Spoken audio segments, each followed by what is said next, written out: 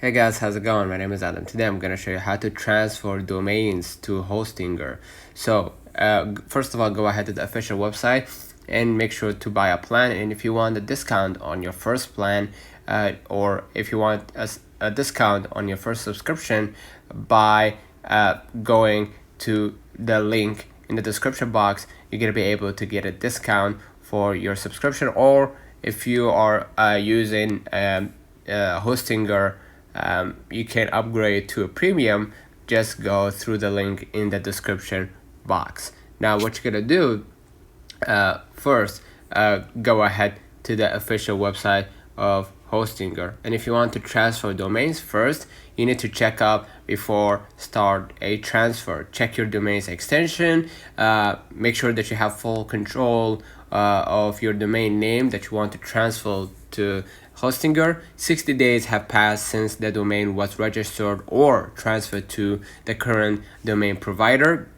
And make sure the domain is active, not suspended, and make sure that you have a valid EPP or authorization code from your current registrar, and make sure that DNSSEC is disabled. You can verify your DNSSEC status using the highlighted right here checker tool. Okay, and you'll be able to check. All right, if your website is valid. So next step, initiate the transfer. Unlock your domain from the current registrar, and make sure that you open the Hostinger transfer domain page or transfer domain if you have already Hostinger account.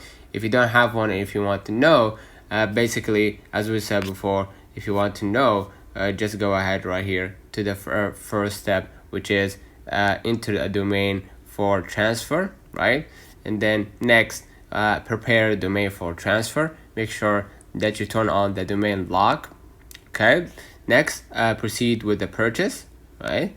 And then next, confirm the domain transfer email, and then you're gonna be able to transfer the domain to Hostinger.